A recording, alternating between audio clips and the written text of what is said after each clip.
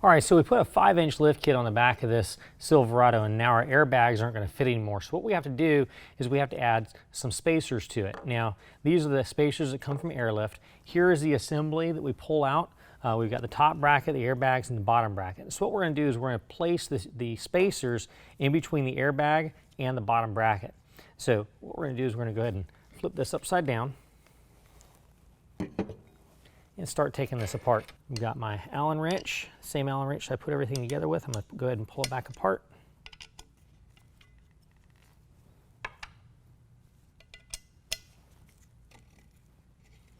Now it's very important to remember what orientation everything comes off so you can reassemble it the right way.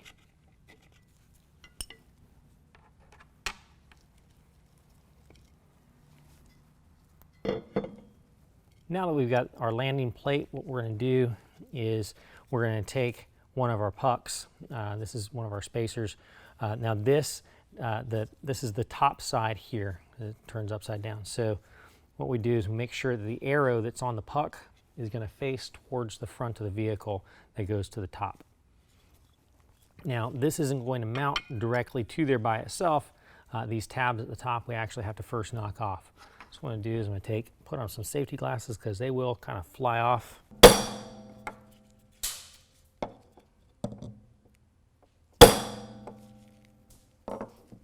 All right, so now we got the tabs knocked off. Everything's nice and flush at the top. The arrow is going to be aligned to where it points towards the front of the vehicle.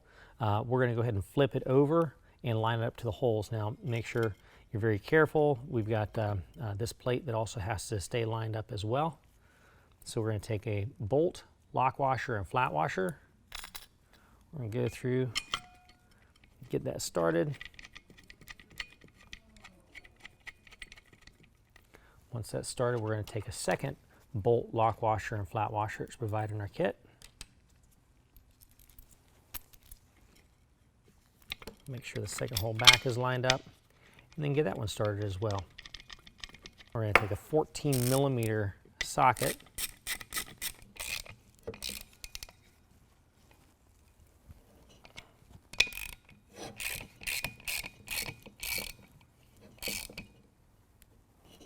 All right, now the way these pucks work is each one of them is a little bit thinner on one side than it is on the other. And so if we stack them all in the same orientation, where we've got the flat going against the open, after we get everything stacked up, it's going to have a slight angle to it. On this particular application, we don't want any of that angle, but our last puck has to be the flat side facing the bottom bracket. So this first one, we're going to go ahead and align that up to where it's the same orientation. And the next one, we're going to alternate it. And I'm going to show you what I mean now. We get this lined up. Now, once this is lined up, we rotate it, and it's going to snap in place.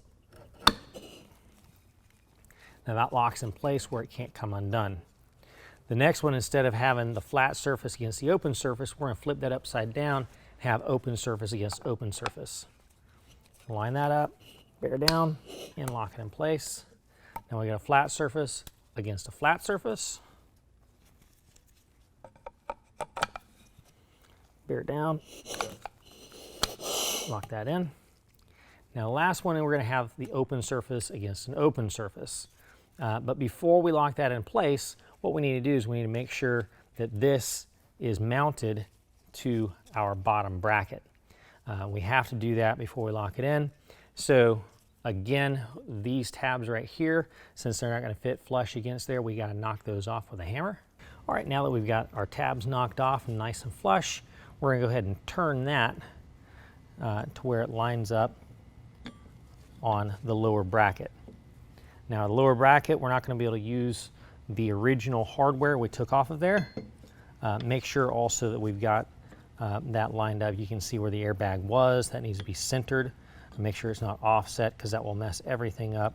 So you want to make sure it's nice and centered with that lower bracket. Now we've got some longer hex bolts. They're going to go up through the bottom.